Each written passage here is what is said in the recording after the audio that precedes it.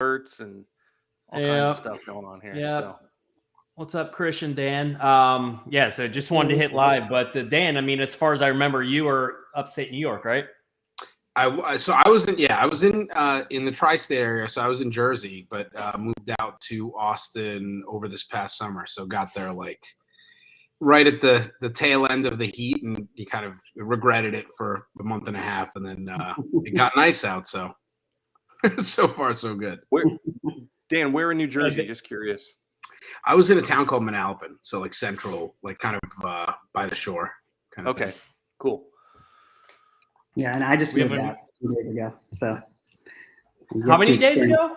A few days ago. I just moved out. He's literally mid-move. So like you plan Yeah. this thing, I'm like, Chris, you're gonna just do this thing. That's the only room that's set up in his house right This now. is the only room. Yeah, I gotta. It's still a lot. I mean, I see TVs and or art on the wall, so I mean, Yeah, there's a lot. that's Well, good. I'm in a temporary situation. I'm still waiting for my new house to be set up. As are Gotcha, many okay. people in Austin. So Austin is I- the place to be nowadays, especially Yeah, if it you're in is. tech, right? very tech. Yeah, that's correct. Especially As in the crypto world, I feel like there's a lot going on here. The crypto and the blockchain space. So Yeah, for sure.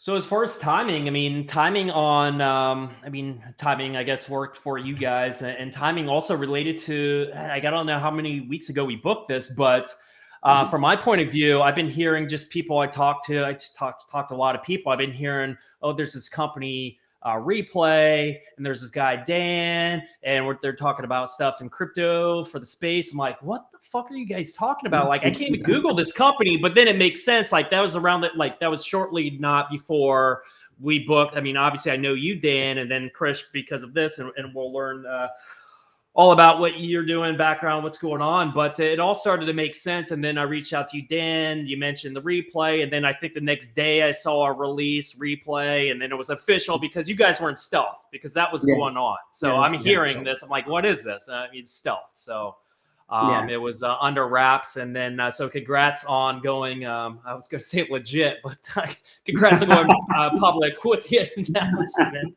I mean, I guess and Dan, definitely want to talk to you too. But I know you a little more than Krish. So Krish, I mean, nice to meet you. You're actually the first, and maybe Tom, you were talking. First of all, this is our first like four-way Fodder chat, and then also Krish, you're the first time we Tom and I spoke to anybody like this is the first time we're meeting. So that's super cool. So all responses here and forth will be legit. And looking forward to this conversation. And I definitely want to warn you. So this is syndicated, a couple platforms. Also, it's on my Facebook. So definitely, like, my grandma's watching, so we can't go like too low level. Like definitely want to keep it high. We're gonna keep it for high her. level. Yeah. For her sake. But I mean, who's Krish? Talk to us about your background, and obviously with Replay, and then you've done stuff with and then maybe without Dan, like last few ventures. Yeah. Actually, everything I've done was with Dan. So he's been nice. So Dan and I we've met, I would say, right out of college. We started our first company together. It was a company called Mojiva at that time. It was effectively a mobile ad network, a mobile display ad network. And this was literally when the iPhone just came out and mobile was a thing. And, we felt like it was an appropriate time. And it was. We had quite a ride at that company. We ultimately spun out another sister company called Motion Mobile. And that was more like a double-click platform equivalent for mobile. Effectively, and so we grew quite a bit. I mean, we had over, we had over a dozen major clients using the platform, including Microsoft at that time, Skype, etc. Basically, we were the dedicated ad systems or ad server platform at that time. I'd say around, what was it, Dan, like 2012, 2013? I always get the numbers. It was 2014. 2014, there we go. Yeah, so 2014. Yes, so 2014. That was like an 8-year run, that company, right? It was a while. It was 2007, 2008 to 2014. We sold that company. Okay. So founded the company 2007, 2008, I would say. Yeah. Okay. 2008. Perfect. And in 2014, we've sold it. It got acquired by a company called Pubmatic. It's based out of the Bay Area in Redwood City. Now they're actually public now. Just I think a few years ago they went into the NASDAQ, I believe, which was great. It worked out very well for our investors. I would say after a long-term hold. So then after that company in 2014, Dan and I started experimenting with some ideas. We definitely wanted to be in the video space. We felt like that was like at that time the next thing, and the web was all video, and and there was a lot of opportunity, and that led to the launch or conceptualization at that time of Unreal. And most of these, even though Dan and I started, I'm more on the tech side.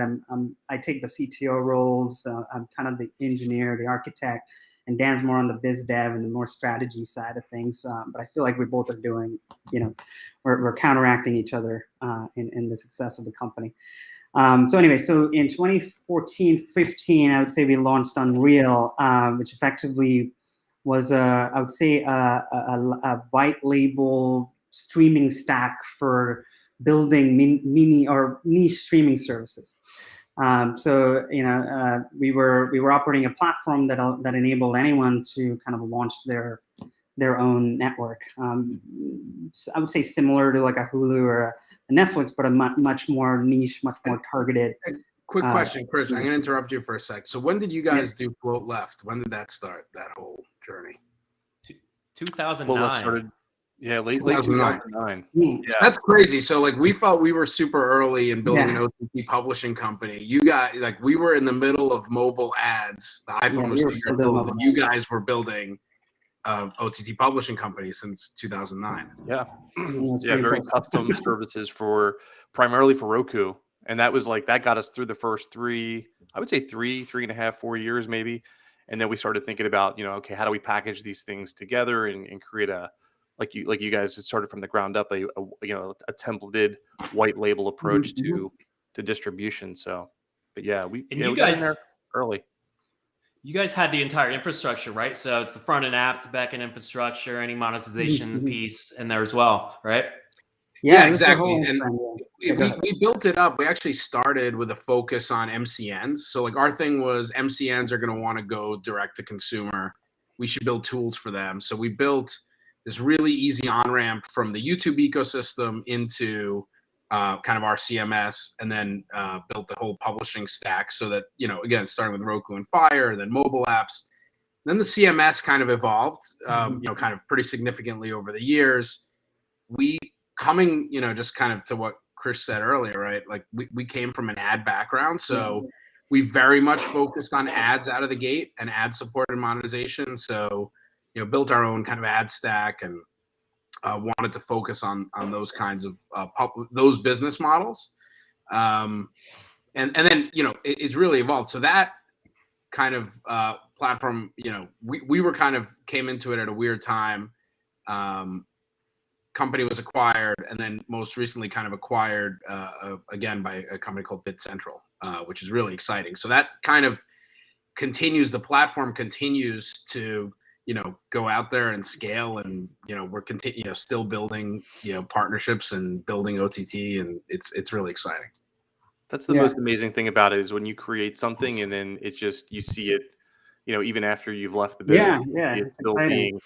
Being utilized with other businesses, and how they're bringing that tech to market is really is awesome. Dude, it's so crazy. Like looking back, even like Pubmatic now, when Krish kind of glossed over. I mean, they're like the one of the top 2 or 3 public ad companies out there, building a multi-billion-dollar ad business on top of this stuff that we worked on 8 years ago. It's crazy. I mean, we're a small part of it. We're the mobile part of it, but it's still that's the fun part. I know you guys have all been serial founders too, right? So you get well, that's actually a great segue, Kirby. If you don't mind, I just wanted to jump in real quick with something. So we changed the name of this to Fodder. It's still called Friday Fodder, but we're actually relabeling this as Founder Fodder, because we definitely want to have a thread of getting into the mindset of the folks that we're talking to from a business perspective, and like what inspired you guys. Like, first of all, Krish, I know that on your bio on the website, you actually use the phrase serial entrepreneur.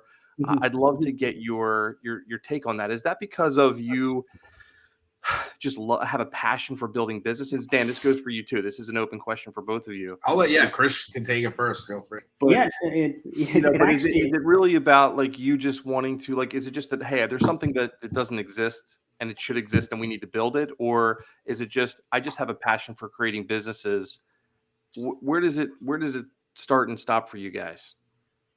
So I would say from my perspective, it was, I've actually never really technically worked for another company. I would say even after graduating college, my dad at that time gave me an ear to go figure things out.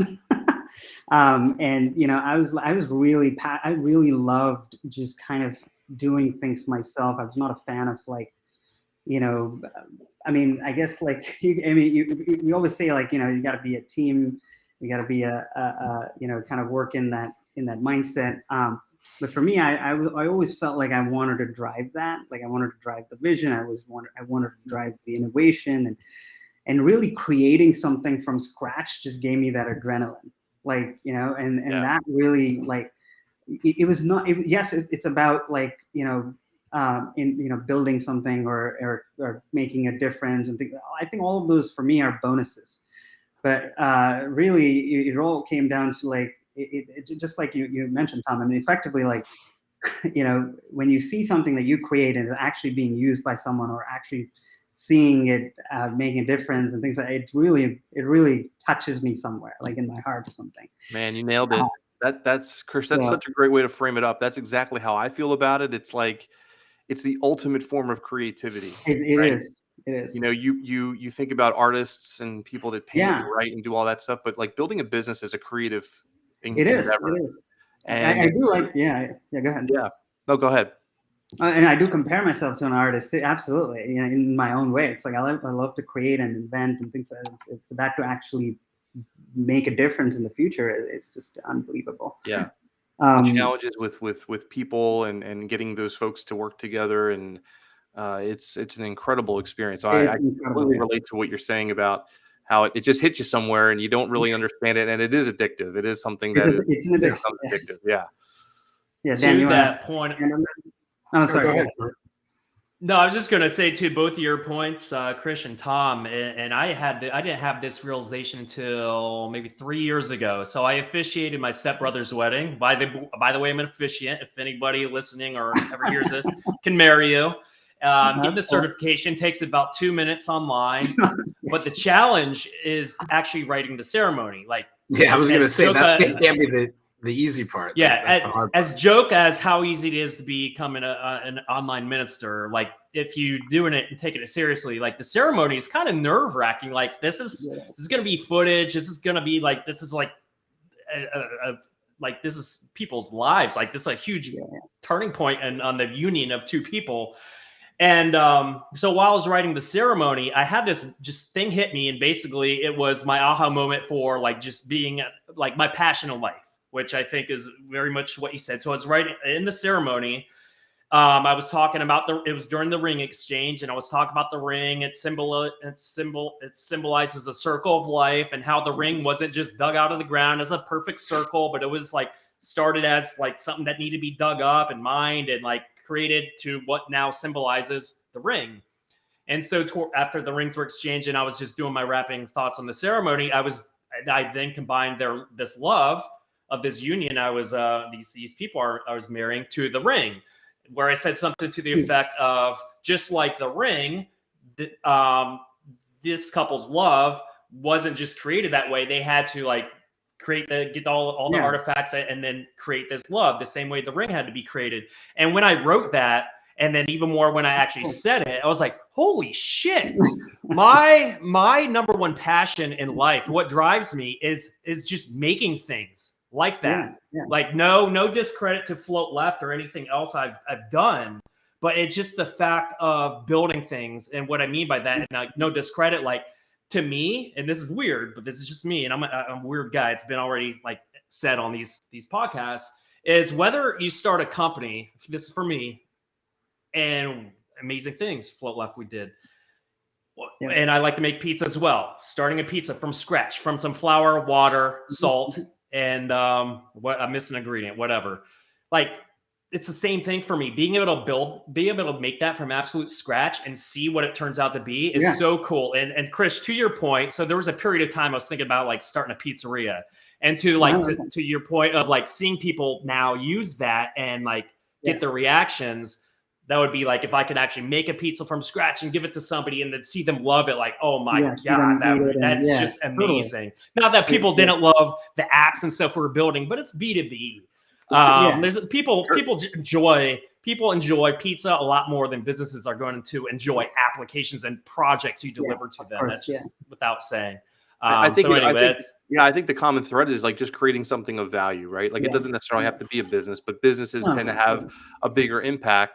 But even like just an article, writing an article and posting and someone going, whoa, man, that really opened up my mind to something interesting.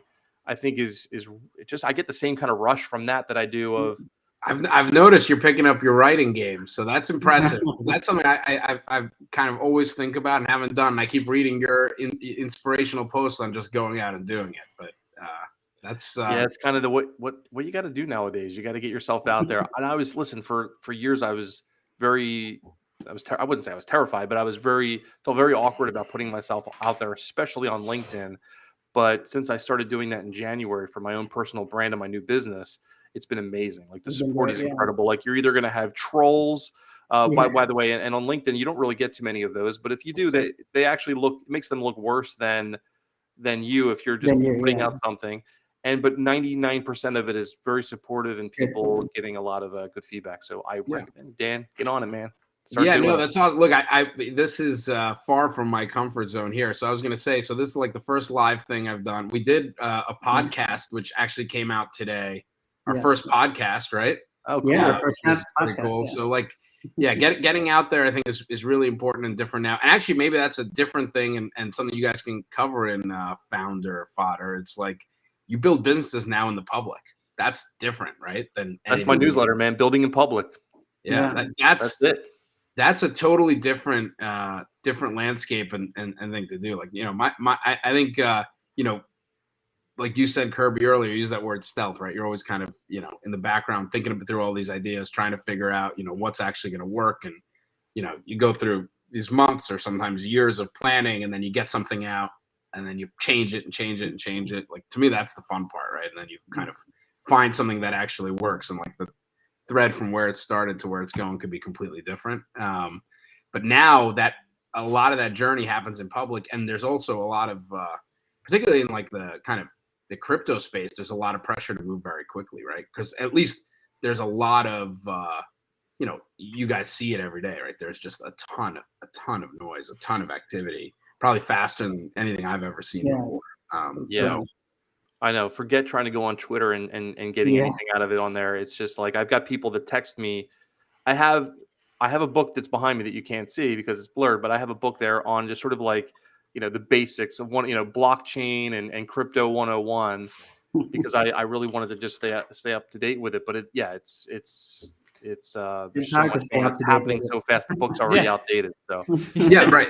That's it's the thing that's fascinating. I think like I've kind of tried to participate in a couple of these projects that are happening. I don't know if you guys have seen like Blockbuster DAO or anything like that. Mm-hmm. That's this group that's kind of come together to bring back the Blockbuster brand. And if you step away from the Discord for 2 days, it's in a whole nother universe. Oh man, I can't. And so now picture that times every industry, right? And it's pretty funny. But so it is hard, and I think that's kind of a thing you try and balance. Because again, I haven't, it's a balance. For 15 years, haven't experienced anything like that before. I mean, that's why I've always, this kind of goes back to competition and just everything related to that. But you just got to figure out what your focus is and just you can't pay attention to the noise. If you try to track down the noise and if you try to chase everything that comes in your way, you're never going to get anything done. Yep. So. That's a big thing. I feel like Dan and I, it's a lesson that every founder has to go through, right? Because there's so much noise, there's competition, it's oh my god, like all this stuff, and it's really you have to really be careful on not kind of making sure you're focused, and you're obviously listening, to feedback. You're not like ignoring it, but it is important to focus. Sometimes, it'll all work itself out. And that's what 100%. happens. I talk about this so much, Krish. Like, there's this, whenever you talk to anybody about the creator economy and how do I get started and what do I do and how do I build in public, the first thing you're going to hear is, okay, you have to pick your audience. Who are you talking to? Right. And what's happening now, it's like you're getting so focused. It's like just where you thought you've niched down as far as you could possibly get. It's like, I want to only work with like left-handed dentists that drive race cars that, it's so crazy. And there's always an audience for it. And so that's one of the things that's really hard to do. I would imagine for for you guys too, because you have so many interests and so many capabilities of things that you can actually do, that it's hard to say, okay, well, how can I add, what audience is going to get the most value? What audience am I going to be best serving with what I know? And that's really hard to do. But yeah, I mean, it's finding your audience and getting targeted, and but even from a product perspective too, just staying hyper focused on it, and not get distracted. So yeah, that is definitely it's probably the biggest challenge, right? And, either that or like, you can, kind of, there's that, you can have a gift of being stubborn and just tuning everything out and, just going all in. And there's a lot, plenty of very successful entrepreneurs that have done that, and plenty that have failed not listening to feedback, so. Yeah, I was going to add one more thing. I mean, even in the conceptualization of replay, finding that audience is what took. We knew the audience, but there's so many ways to tackle the problem, right? So you could go this way, you go that way, you go this way. You have to really think about what is who is your true audience that you want to, solve for, and more, and obviously balancing it with, what is the easier execution strategy, right? Because you don't want to pick an audience that's impossible to acquire, or hard. It's a difficult ladder to climb.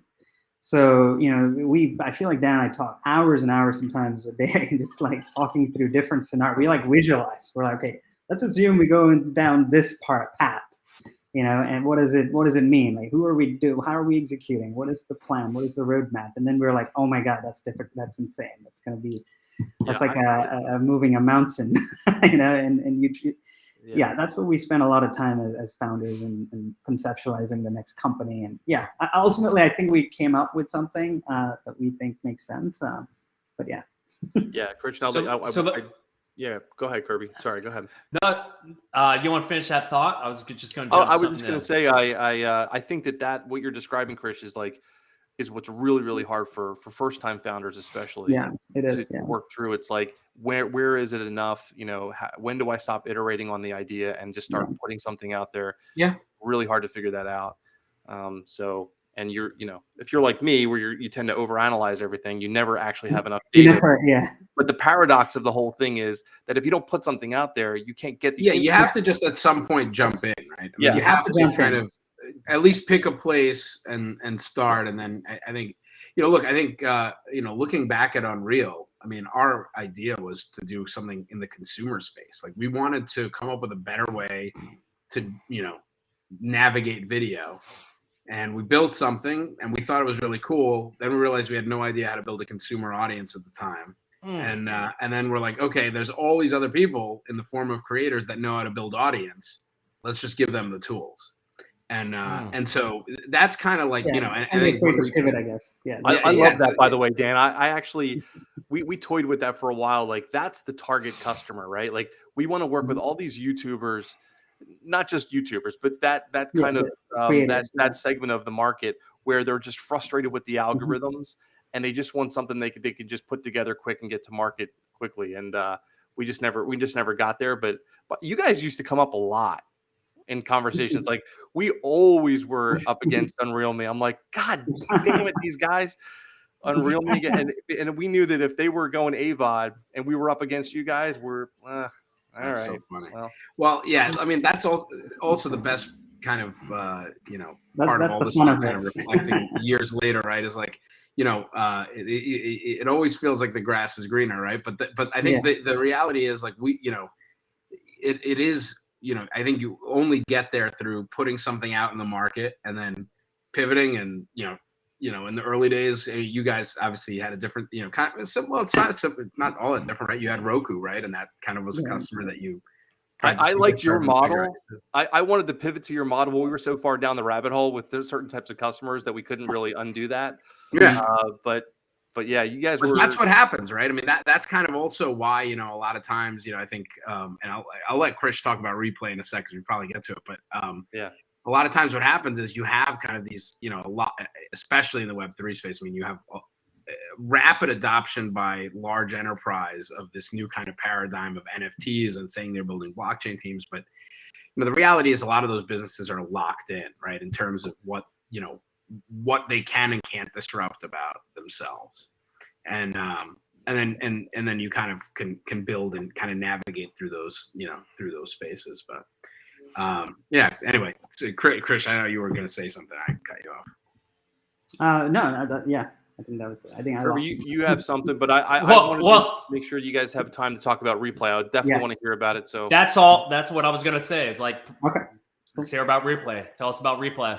Yeah. You know what, Krish? Before you dive in, if you could, for the audience, because we don't know how deep they know their knowledge on Web3 and all this stuff. Just can you give us a high level of what's going on, and then dig in and give us what you're doing in there? Yeah. So yeah, absolutely. I'll definitely do my best because it's simple and it's complex. So we gotta find a balance. Yeah. So obviously, crypto and blockchain, blockchain that powers the crypto has been around for a while. It's been something that even Dan and I mean, as we were operating Unreal and even Mojiva, we heard of it, and it's something that's there. I think I bought 2 Bitcoins back in 2013 or something like that. It was. I wish I bought more. But, wow. Whatever. Okay. So it was cool. I wanted to do that just to understand what it was, and it was funny because at that time we had our office right in San Mateo at that time, and there was a whole crypto accelerator right downstairs. Dude, I think Coinbase was born on top, literally on the floor above you, right? So you had Coinbase and all those initial exchanges being incubated. I was right above, sitting there doing Unreal. Yeah. It was insane. Wow, that's it was really it was cool. the Draper. It was I was in the Draper office, and literally it was an entire crypto community, and it was amazing. But when I walked down, the restrooms were downstairs where the crypto guys were. So every time I walked down, I was like, "What are you guys doing here? This is insane." But they were really the early thinkers. They were really the early thinkers. Anyway, so long story short, in my opinion, more than crypto in general, I'm fascinated by the blockchain technology itself. Right? Blockchain, as a concept, is all about decentralization of data or of whatever you want to put out there. So, it's a set of computers that are, distributed across the world. Nobody really owns them technically. They're all the owner or the guys operating those computers are effectively incentivized, using some mining or tokens, and that's where the crypto kind of comes in. It's really the it's really the incentivization of why I'm actually dedicating resources to power this whole distributed network. And ultimately, it's really building the new kind of internet, right? Or at least on top of the internet, right? You can build all kinds of applications which use the blockchain that is distributed and no one really owns it, and effectively try to make it in such a way that it's fully transparent. It's all open, so anyone can obviously go in and inspect a block or inspect a transaction and see what's happening and what data is inside it. And today, obviously, we're calling it Web3 now, but in the Web2 world, let's say, everything is centralized, it's controlled, the data never really goes out. People are, you don't really understand, well, not you, but they control it. Whoever is obviously owning it. Platform but in the Web3 world, it's all distributed and it's all. Yeah, Dan, I don't know if you want to add something. Yeah, I was just gonna say platform operators control the data, and it's kind of a one-sided relationship. Right? It's a one-sided relationship. And I was going to say one more thing. it's very community driven. So because the community, quote unquote, the guys that are dedicating their resources to effectively power the blockchain are incentivized by using the blockchain more, right? So the more blockchain, the more the network is being utilized, the more they're also being incentivized. So the community is actually inviting people to actually build on top of their blockchain. There's so many blockchains out there. That's the other thing. But they're all community driven at the end of the day, because there's miners that are dedicating resources and so on. And they're all incentivized in some way, which is really awesome, I think. And that's what I think, as Dan mentioned, like the new way of companies are very public now is because it's all community driven now. And they're all incentivized. And I think that's blockchain, right? It's a distributed fair model for everyone, right? Who's participating in, kind of completing something, whatever it is. Right. Yep. Which is what I truly love about it. I love the tech. I love as well, like the idea of the blockchain, how it works. It's extremely interesting. And when you think about how it works, in terms of, like you said, how people are incentivized, how like the blocks are created and how they're tethered together and all of that with the hashes and all that stuff. Yeah. It does really open up the possibility to, like, you can use this for anything. Like literally anything could be built on this. Apps today, the D apps and D apps all of that tech is really, really interesting. And I actually was experimenting with something. It was I think you probably would know what it is. It's a real estate app that's on the blockchain where you can, it has its own currency, of course, but just really cool stuff. So, and that comes, and so that kind of begs that's kind of like, the thing. So like, because of the vast opportunity, right? Putting a founder hat on, right? You want to think about, where are the actual market opportunities to drive this thing forward, right? Like, a lot of the market is valued on future use cases, right? I mean, that's how a lot of things are really valued. And so, in kind of putting the hat on of, okay, like where's the, we kind of all see this future that's decentralized and transparent and community oriented and driven by decentralized companies. But like, how do you actually create something practical today that gets us, one step further in kind of the mass market adoption of this stuff? And I think that's kind of like, you just talked about, Tom, right? There's real estate attempts. There's a lot of finance stuff happening. And Replay is kind of, an attempt to basically take those same market dynamics of blockchain and kind of the cryptocurrency and apply them to, a problem that I think we all actually on this call can understand and relate to pretty well. It's like content owners don't get paid very quickly and they get screwed over a lot of the time because at the end of the day, the distribution platforms that they're delivering content on are entirely in control of the process and themselves are the victims of slow payments and stuff, right? So it's a when you think about the rise of the OTT ecosystem at large, right? Like, Kirby, you're like the biggest champion of this, right? Like cord cutting trend. Like we're talking about a $70 billion market going to a $100 billion market. It might be I don't even know how big this thing is, like accurately measured, but like our view is that that's a giant market where everyone that's, contributing content can be, compensated better and incentives can be realigned. I think that's kind of, what Replay is attempting to do is to apply those same kind of, blockchain principles of transparency to the delivery of video. And if you do that, that kind of opens up a whole new set of exciting opportunities. Yeah. Absolutely. Yeah, absolutely. I was just Krish, I know you're going to jump in with something, but I this is what we were talking about actually on our last episode was, the intersection of like, how does this impact the content industry that we've been playing in for the last decade? And how, but I mean, credit to you guys on this to come up with, for me, I have to have such a firm understanding of the landscape before I'm even able to understand what the problems are, to be able to say, okay, here's where I can make a contribution. So congrats on all that. And Krish, why don't you dig in a little bit more and give Yes, us the replay that's specific? exactly what I was going to actually say. It all was because we've effectively at Unreal, we not only powered, networks, right? Stream that whether it was SWOD or AWOD, and where we controlled kind of the content delivery and the payments and everything. We also had our own kind of media network where we were operating some of our own apps, and we were working directly with the content partners and dealing with all of the end-to-end, how do we get content? How do we host it? How do we run it? How do we monetize it? And who do we collect the money from? Every single aspect of it we were involved in. So we definitely took a lot on our plate operating Unreal, but we definitely learned a lot.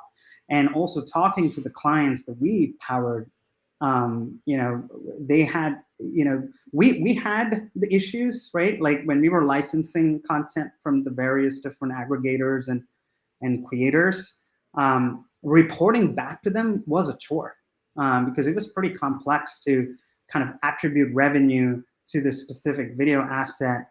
And more importantly, how do we kind of, especially if you're kind of creating a playlist and a dynamic playlist of different types of content, it was pretty complex to kind of make sure that we were able to report back to the creator on time, and then more importantly, pay them what they actually deserve. So we were actually our own, like we had that problem. And like I said, when we were talking to the clients, they had the same problem too. Like it was crazy. It got to a point where the relationships that they had with the creators, they were only paying them the bare minimum, like whatever their monthly minimum guarantee at some point, because it was just impossible to, and this is a problem that like I think a lot of people in our industry understand. If you don't have 15 people on your accounting staff, right? I mean, that's exactly, and that's their solution today is like they have a big group of like a team that's like doing auditing and manual. That's what we did. Which easily could be its own business, by the way. I mean, there's flows around this stuff. Yeah, it is. Yeah, so many businesses, out like content ops, ad ops, ad ops, reporting, revenue reporting. I mean, it was insane. We had a lot of people trying to figure it out.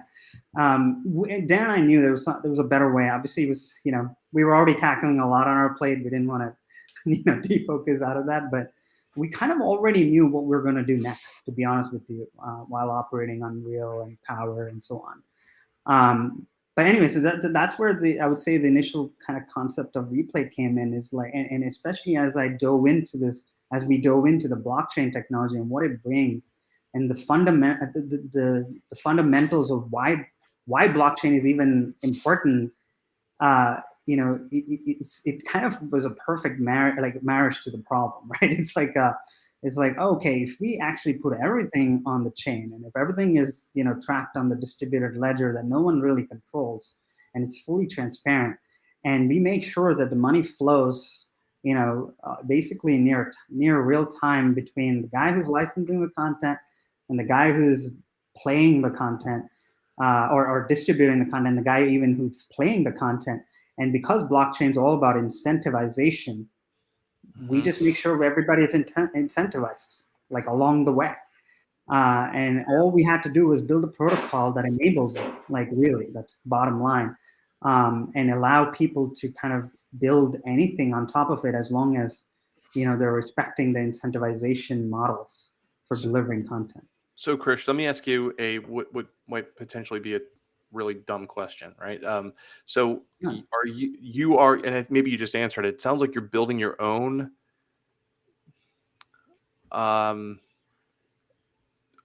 there's the blockchain.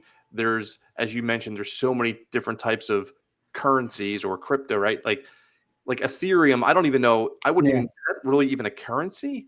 Is it more? It's more of a protocol, right? It seems like it's more of a protocol. Are you actually developing your own, or are you? So that's a good segue. So we actually partnered with, and these were our effectively our backers, our early backers. We partnered with Theta Labs. So Theta is a decentralized P2P video streaming platform. They've been around for many years. They built the protocol. They effectively built it from. I think they forked it from a different blockchain, but they effectively created their own protocol, their own backbone, if you may say, with their own miners and their own stakers and stuff like that. So we actually, and Theta Labs being they're tackling to be kind of the next CDN. Like they want to be like they want to be the CDN on the blockchain effectively, and they have really amazing ideas and big ideas and vision and massive partners already too, right? Like they're already widely adopted. They're widely adopted. Google, Sony, Samsung, Lionsgate, Lionsgate, Cinedigm, yeah.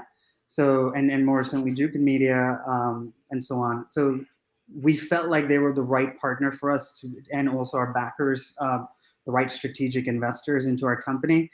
And we decided to build our technology on top of their blockchain. So we're actually doing it. We're actually rolling out the rPlay token as a TNT20. It's basically an ERC20 equivalent, but in a TNT20 token. But because we are in the same ecosystem of video streaming and delivery, and then so Theta is like the video streaming and delivery component, and then we are the video tracking and payment component. So we kind of was a perfect like marriage, I would say, between. This thing couldn't be teed up any better, right? It sounds like it's just like the perfect confluence of, investor and tech. And so they're strategic and they're providing you with the capital that you need. Exactly. It sounds very, very, very interesting. Yeah, it was perfect. Yeah. Go ahead. So question how this, let me just, like AMC Plus. Let's talk, like, can I use AMC Plus as like an example, maybe a partner you can work with? Is that a good one for you?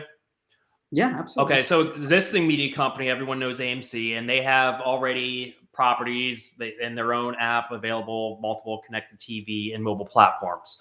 And you guys are solving definitely an issue with the way content is tracked and licensed and paid out. And obviously it affects AMC as it affects nearly everybody, really. So AMC already has a service already distributing in basically everywhere there's an internet connection and video. And they want to solve the problem. How does a company like AMC Plus work with Replay? And let me just pause it there. Like, walk me through what that relationship looks like, and where is content being shown, and so forth. So there's a couple of use cases there, but let me start with one. So with AMC Plus, effectively in our platform, they're a distribution, like they're a distribution channel. And they probably have their own set of content partners that they're working with, and they have some kind of relationships with them in terms of business models or rev shares or minimum whatever they have relationships with.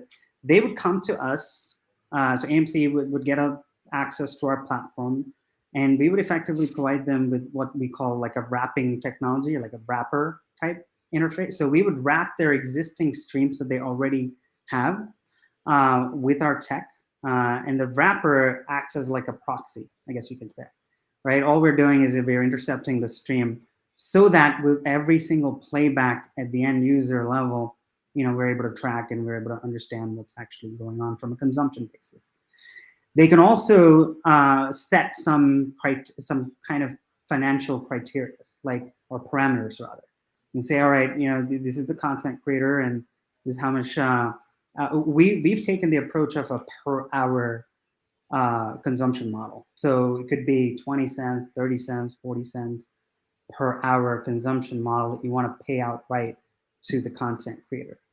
Now that obviously translates into our crypto on a real-time basis, but ultimately it's at that level, right? And so once that's done, we figure out like, okay, who needs to get deposited and how much and so on. And it goes directly into what's called a custodial wallet, so into the creator's hands. So the creator kind of gets gets paid in our crypto equivalent of, let's say, 50 cents an hour, and they're able to withdraw it at any time. And that's a process, but there is a process for it. Now the distribution platform is the one that's kind of paying for the stream up front. Now, obviously, AMC, it also has a cash flow, issue too, right? That's why they're not able to pay the creators in real time. They need to collect money from either their users or they need to collect money if they're an ad if they're an ad model, ads, we all understand takes net 60, 90, 180 days. And so they're also waiting for some time to actually pay the creators. So we have an interesting approach to it to solve that piece of it, where we actually provide credits to AMC Plus to reward the creators or to pay the creators upfront, because you got to really think of our replay as a content economy or content bank, right? So we are actually kind of giving them the RPlay to be able to pay whoever needs to be paid, and then we would actually collect the money afterwards as a distribution platform. Krish, real quick, how do you, and as you know, as you're thinking about, as you're talking about this, I'm just thinking about the fact that you're paying the creators in the currency, in the Theta currency. Is that fair? Yeah, it's a Theta blockchain currency. It's Theta called blockchain. Yeah. But there's obviously going to be a dollar value attached. There's a dollar value always associated with it. Yeah. But that's going to change over time, right? How do you manage that? In other words, today that the creator got paid same exact viewing times, but maybe they got paid $50, but next month it's $35 just because the value of the currency has diminished. How do you manage that? There are a couple of ways, right? So if obviously a creator getting paid in RPlay has a bunch of incentives to hold the RPlay currency itself. So we have the concept of staking, and we have the concept of reward, basically rewarding the content creator more RPlay for keeping it in their wallet. They can always withdraw it if they want, on a daily basis, if that's what they want to do it. They can withdraw it on a weekly basis, whatever their frequency of it is, and that's not a problem at all. But we do provide some incentives for them to hold the currency as much as possible. Gotcha. Okay. So it is a fluctuating token, but ultimately, you could also think about it. The value that they're going to accrue per transaction just changes in relationship to the price. Right. So there are incentives, obviously, to keep the token in the economy, and actually, importantly, right, there are also new revenue models that can be introduced because of this, right? So because of because of this, I don't think Krish, you didn't touch on it, right? But a platform like AMC Plus could now open a model where they charge on an ongoing basis, right? On a usage-based basis. They can potentially sell an NFT associated with content playback. So, and create a revenue stream that, might eclipse anything that they're doing. So there are, it comes down, like you said, to focus and fundamentals, right? So focus is get the tracking part right. Get them on the blockchain. Yeah. Yes. And once that's there, I think we all can agree that the future of video streaming and distribution looks very different a few years from now than it is today. And people are going to come up with all sorts of super creative experiences and interfaces and ideas. And, we're seeing a lot of disruption in the music space. We're going to see a lot of disruption in the video and film space. All of those things are going to happen. The beauty of it is, as complex as it is, it's really simple. Get good at one thing and then make it so that other people can build on. Dan, man, you just outlined it. I think what you've just said sort of summarizes this is why you guys are so smart and entrepreneurs, right? Dan, you're thinking in terms of there's a platform here, not just a media platform, but there's an actual platform for currency, for promotions, for additional streams of revenue. This is a thing that you're just gonna plant this seed. Yes. Right. It's almost like the currency today is just kind of like a price of entry. You just get into this economy, right? And then you guys can kind of go off and do your own thing. As the market evolves, as you've said, the NFT thing is huge. How that's going to play into content purchasing of sorts, who knows how that's going to play out? But very, very cool stuff, guys. Dan brought up that definitely we've spoken about that quite a bit. Really, it's about building the foundation, and then there's so many innovative things, and we already kind of have. The other point I was going to mention is the whole subscription fatigue that's happening lately, and the whole ads fatigue that's happening lately, by having a protocol like Replay, that can actually do things like this, right? Micro payments and like what Dan touched upon, the usage-based model, like usage-based, payments for watching content. Like you might not want to subscribe to, AMC, I don't know what or Netflix or Hulu for 10, 15 or whatever dollars per month. You might just want to just watch a movie at, for $1 or for less than that, because it's only an hour long. Like, it's like, why am I, right? Where on the other side of it, a super fan might want to pay $200 to see that movie and get bonus points for spreading the word, right? Yeah. So there's so many, there's different ways. Go ahead. No.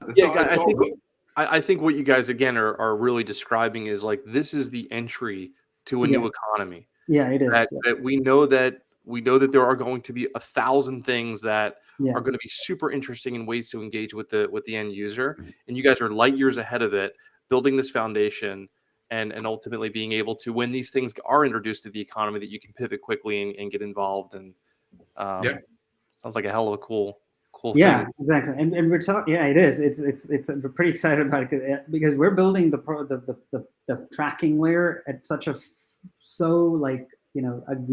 so agnostic to any use case, and we're talking to certain partners, and we're thinking through, okay, how else they can actually incorporate the protocol and the power of what it does and things like that.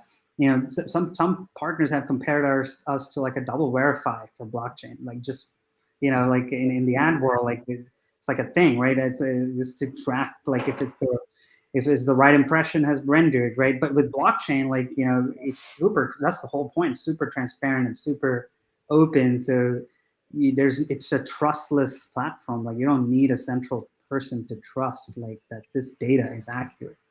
So there's so many use cases by building the tracking layer on top of video delivery, and then also facilitating transactions, and if they want to do that as well. So Krish, I just want to clarify something with the tracking, and so your technology wraps around an AMC Plus's content, right? Like an existing stream, yeah.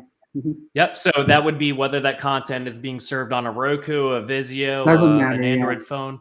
Okay. Yeah. So where's the integration? You can run on an AMC Plus apps. Yeah. It sounds like your integration into the into the player tech is primarily just normal stuff that we were using today, but the crunchy stuff that's happening with the blockchain is happening on the back end, right? Correct. Exactly. Everything is happening on the back end, and it's basically an API wrapper. So there's nothing on the client side that's different. So technically, AMC Plus can just come in, wrap the streams, and then embed the streams back to their apps. Nothing, they won't see any difference. We're just a proxy. We're just a layer on top of that. Very cool. So, and that's like, and we wanted to make it in such a way that it is easy to adopt, and there's not much, obviously, legwork there. Yeah, Kirby, I think what you were asking essentially is the tech like now do they have to rethink everything in the app or the front end, right? Because it's now blockchain, but it doesn't sound like that's what it is. And also, I mean, I have a lot to learn. By the way, we totally lost my grandma like 20 minutes ago. I got a message. I was so it's okay. I'll explain it to her over Thanksgiving. So I have a lot to learn myself about all this, and I think part of the confusion or the spirit of my question, like just confirming if your tech is applicable to what they're already doing on other platforms. Just because Theta, I know you're backed by Theta Network also has a consumer-facing property. Like I was watching Theta TV earlier. I just want to make sure this could be applicable to what AMC Plus is already doing, or now you have this has to be built for the Theta TV. No, it's totally it. I mean, that's kind of the advantage of Krish being a mad scientist here, right? It's like this all works through. Yeah, like this has to work with everyone. Like it's all about eliminating hurdles, right? Like this has to work with everything because it's gonna be hard enough to convince anyone to use it. So it has to work. Guys, I have to ask you. So I know we only have a couple minutes left, Kirby. I'm not sure where we are on time exactly, but it's just about 3 o'clock. I want to be sensitive to everybody's time, but I have to ask you guys. You guys seem to be real. Obviously, you're great co-founders. and Mhm. you seem to work really well together. How do I ask you this? I'm trying to figure out a way to ask. It's like, where do you guys complement each other, and then where do you guys have a lot of disagreements? What are those two areas? I actually think it's pretty simple. So like Krish said, he can't he's never worked for anyone before, right? I think that's the whole thing. Like I just trust Krish to figure out the tech stuff, right? And we just bounce ideas around. So it's pretty straightforward, in my opinion, right? I think for some reason, that kind of concept of partnership and not like being like, hey, you got to go do this. Is what makes it work. And I think, from my side, I think the counterbalances are I'm super enthusiastic. I think you have to be as an entrepreneur. I get super excited about this stuff. I love talking to people about it. I want to convince people to use it. That's like where the excitement comes from, is figuring out a story that starts to resonate and then building that into something. And I think Krish will kind of curb my enthusiasm on that side of it, but he also in many ways is gets it. And when we kind of see a consistent vision, then I think it's really easy for us to kind of work together to execute against it. Yeah, I think that's well put. I think I find the balance is very important. I think it's applicable for anyone that's starting a company or has founders and so on. But so you need to know where you need to know what your kind of what your responsibilities are, and your kind of what you're good at, and also be able to not step into other people's toes and let them do their magic almost, right? So I suck at this. This is where you are good and I'm bad at this. So let's exactly figure out how we come together and be better together. Be better together. And I feel like we found the best of that. And obviously, like Dan said, I'm more on the tech side, the execution side. I do have the vision as well.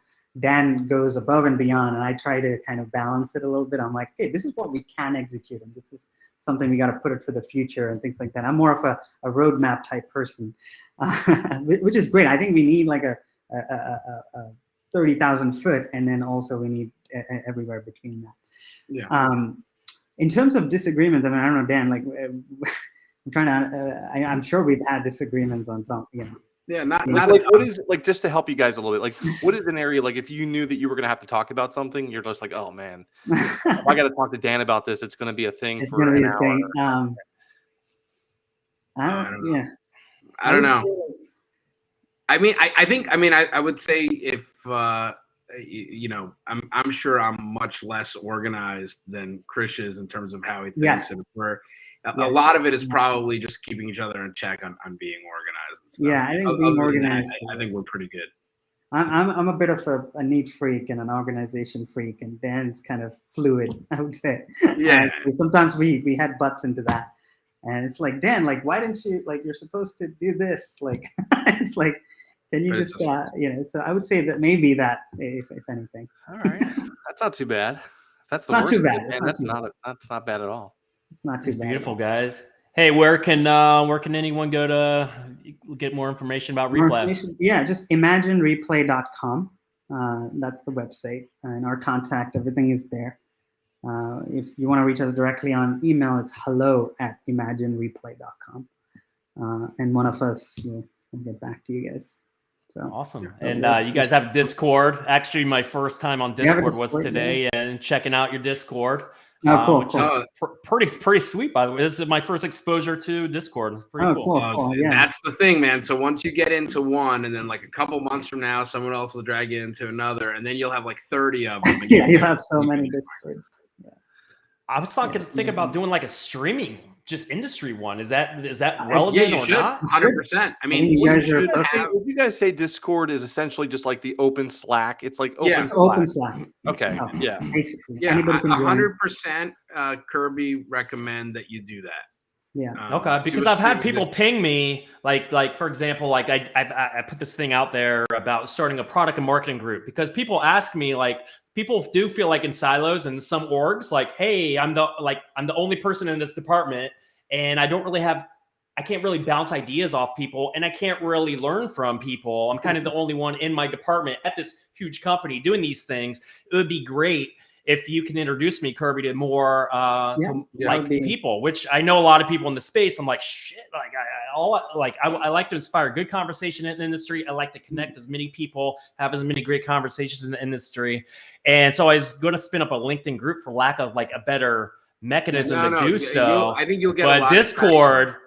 Discord, like I could have one for like each kind of department, each type of conversation. It sounds cool. The cool thing is you actually just kind of like set up the bones of it, and then basically, you know, it kind of builds itself. It does. So I think, I highly recommend it. It's really a good experiment. I forgot this is live, so I better go and do that before someone else does it. Oh, that's it. Yeah, you got to claim your own social handles there. Yeah. Oh man. Awesome, guys. Well, look, I really appreciate your time, and I need to go to Austin at some point. And Dan, I actually owe you. I actually owe you a meal, but that's a story to hash out another time. Oh, good. Yeah, sounds good, man. Let us know when you're in Austin, and I'm sure if not, we'll see you at either NAB or whatever. So. Oh yeah, NAB, awesome. I'm going as of yesterday, so see you guys out there. Yeah, then sounds good. Before anything else. This was a lot of fun. Thank you for inviting us. This was awesome. Thanks so much, guys. Best of luck. See ya. Appreciate your time. See ya. Thank you.